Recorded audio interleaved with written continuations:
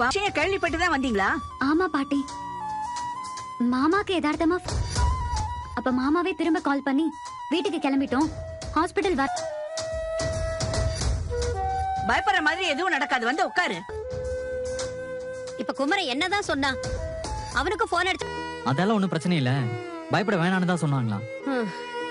ஏடாகி இன்னைக்கு புள்ள தெரிச்சாலா உன் பேத்தி? நான் பயப்படாம இருக்கிறதுக்கு எவ்வளவு பதறாதா? பாத்து போ. ஓகே நிவின். என்ன சொன்னாங்க? டாக்டர் செக் பண்ணாங்க, ஒன்னும் ப்ராப்ளம் எதுவும் இல்லைன்னாங்க. இந்த மாதிரி வலி எல்லாம் வருமா, பயப்பட வேண்டாம்னு சொன்னாங்க.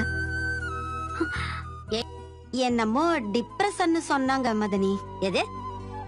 அதனால பிரஷர்லாம் ஜாஸ்தி ஆகி இப்படி ஆகி இருக்காமா, வேற ஒண்ணும் இல்ல. இருக்கா ஒழுங்கு என்ன கேட்டா இருந்தாதான் சரி. நாளைக்கே நாம 3 பேரும் ஊருக்கு போறோம். நீ இப்படி ஏதாவது பேசணும். எனக்கு என் பேர புள்ள எந்த பாதிப்பு இல்லாம பிறக்கணும். மாட்டேன்டா. நாளைக்கே நாம கிளம்புறோம், அவ்வளவுதான் சொல்லிட்டேன். மதனி, 4 மாசமாவது முடியணும்ல. 40 நாளைக்கே அடி வைத்த புடிச்சுக்கிட்டு உட்கார்ந்துருக்கா. உங்ககிட்ட கேளு சொல்லிட்டேன். மதனி, நீங்க சொல்றதையெல்லாம் நான் ஏன் குமரன் தம்பியும் இங்கேயே இருந்துகிட்டோம். நான் நர்மதாவையும் காவேரியையும் காவேரியால தான் இந்த பிரச்சனை நடந்துகிட்டு இருக்கிற பிரச்சனையால இங்க காவேரியும் இதுக்கு மேல இங்க வச்சிட்டு இருக்க முடியாது. என்ன தடா பாப்ப? என்ன பாப்ப? ஆளை பாரு, இருக்கு பயல. டெய்லி என்ன பண்ணணும்னு? டேய் வாயை மூடிக்கிட்டே இருடா. தம்பி தம்பி, எதுக்கு நீங்க மதனி இத பாருங்க. காவேரி பிரச்சனை ஆரம்பிச்சப்பவே காவேரி அழைச்சுக்கிட்டு நான் ஊருக்கு என்ன சமாதானப்படுத்தி இந்த வீட்லயே இருக்க வச்சீங்க. இதுக்கு மேல என்னால முடியாதுப்பா. அதாவுக்கு பரீட்சையும் முடிஞ்சிருச்சு. அடுத்த வருஷம் நான் அவளை ஊர்லயே படிக்க வச்சுக்கிறேன். நாங்க ஊருக்கே இங்கதான் உங்க பொழப்பன்னு ஆயிப்போச்சே. நீங்க காவேரி அழைச்சுக்கிட்டு போயிட்டா கங்காவுக்கு இங்க எந்த பிரச்சனையும் இருக்காது.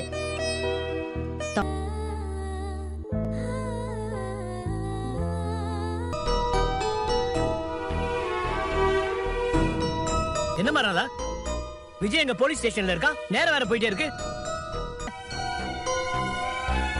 வாமா, வந்து உன் வீட்டுக்கார சொல்றதெல்லாம் போய் ஸ்டேஷன்ல வச்சிருக்காங்கங்கிற விஷயம் மதியத்துல இருந்தே நியூஸ்ல வந்துட்டு இருக்கு. தோ நாங்க இப்ப வந்தப்ப கூட அந்த நியூஸ் தானே நீங்க டிவில பார்த்து விஷயம் தெரிஞ்சும் நீங்க வராம இருக்கீங்கன்னா அப்போ உங்களுக்கு ஏதோ விஷயம். விஜய் உன்னை வீட்டை விட்டு அனுப்பிச்சுதாங்கிற கோபத்துல நாங்க இவ்வளவு தூரம் சொல்லிட்டு இருக்கோம், கொஞ்சம் கூட அசைஞ்சு கொடுக்காம நின்று இருக்கியே. என்ன அத்தை, நீங்களும் உங்க மனசாட்சியை கொன்னுட்டீங்களா? பாட்டி மூலமா விஜய் உங்களுக்கு எல்லாமே பண்ணிட்டு தானே இருந்தாரு. தான் பாட்டி உங்களுக்கு பணம் அனுப்பிட்டு இருந்தாங்க. கஷ்டப்பட்டாலும் பரவாயில்ல பாத்துட்டு இருக்கியாமா? நான் அப்படி நினைப்பேனப்பா. பின்ன எனக்கு தெரியாதுப்பா. அதுல ஏதாவது பிரச்சனை வரலாம், போலீஸ் ஸ்டேஷன் போகவும் வாய்ப்பு இருக்கு. அவர் என்கிட்ட சொன்னாருப்பா. சொன்னா அஜயோட மாமனார் அஜயோட ராகினிய வாழ வைக்க மாட்டாங்க. நீ போக கூடாது, நீ போன ஏன் வாழ்க்கை நான், நீ பெத்த பிள்ளைய நடு ரோட்ல விட்டுறாதுன்னு சொல்லிட்டு போனாப்பா. அதெல்லாம் கேட்டுட்டு நீ பெத்தா மட்டும்தான் பிள்ளை இல்ல? ஐயோ ஏன்பா எந்த பிரச்சனையும் வந்துடாம அவன் நல்லபடியா வெளியில வரணும்னு நான் சாமி கிட்ட வச்சு அவ எப்படியும் வெளியில வந்துருவான்னு எனக்கு ஒரு நம்பிக்கை இருந்துச்சுப்பா.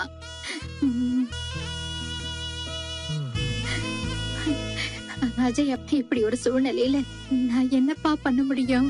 நீ ஒண்ணும் பண்ண வேண்டாம். அதெல்லாம் சீரியஸா எடுத்துக்காதீங்க. கம விஜய்க்காக வாங்க ப்ளீஸ்.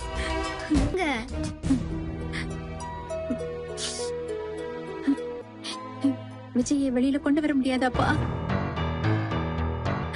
அஜய பெத்தவப்பா நான்.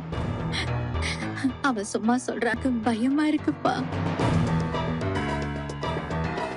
இருக்கிறது தப்புதான்ப்பா. ஆனா விஜய்க்கு என்ன பையனுக்கு யாருப்பா இருக்கா? நீங்க வாங்க. மனசாட்சின்னு ஒண்ணு இருந்தா கண்டிப்பா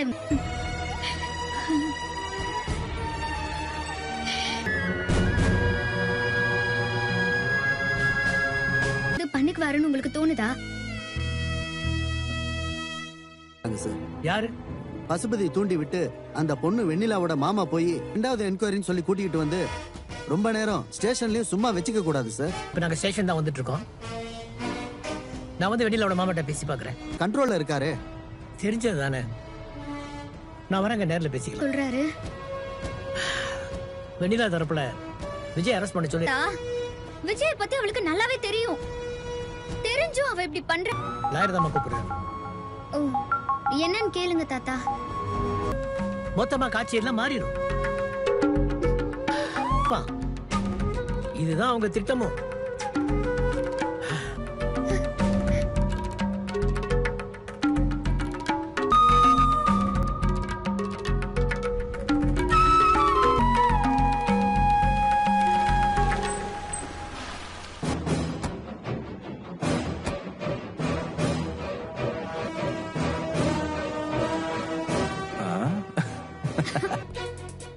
சார் எஃப்ஐஆர் போட சொல்லி மறுபடியும் தூண்டி விட்டாரு.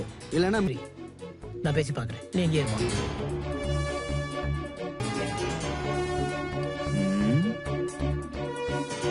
விஜய் அரெஸ்ட் பண்ண உனக்கு பரவாயில்லையா? தாத்தா அது ஐயா, எங்களுக்கு ஒரு நியாயம் கிடைக்கும். ஆக்சிடென்ட்ல செத்து பண்ணவங்களுக்கு நியாயம் கேக்குறீங்களா? நியாயத்தை சொல்றீங்களா?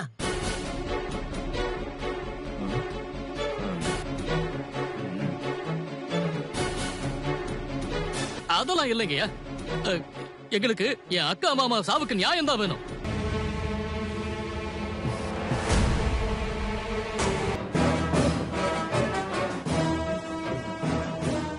தெரியும்ல, நிரூபிச்சா மட்டும் போதும். அதான் உங்களால பண்ண முடியும். ஆனா கோர்ட்ல விசாரணைன்னு வரும்போது அப்ப அவதூறு பரப்புனதுக்காக உங்க எல்லாரும் இதெல்லாம் புரிஞ்சுக்கிட்டு இருக்கோம். அதை வாங்கிட்டு நீங்க கிளம்புனா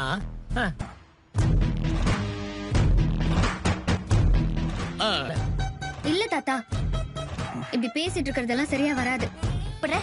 நான் வர மாட்டேன். இது பாரு, உனக்கு விஜய் தானே வேணும். அப்பா என்னப்பா, என்ன நடக்குது? வெண்ணிலா, நீ என் கூட உங்களுக்கு என்ன வேணும்னு எனக்கு வெண்ணிலா, விஜய் கூட நீ சேர்ந்து வாழ்ந்தா விஜய்க்காக நான் என்ன வேணாலும் பண்ணுவேன். அவரு கூட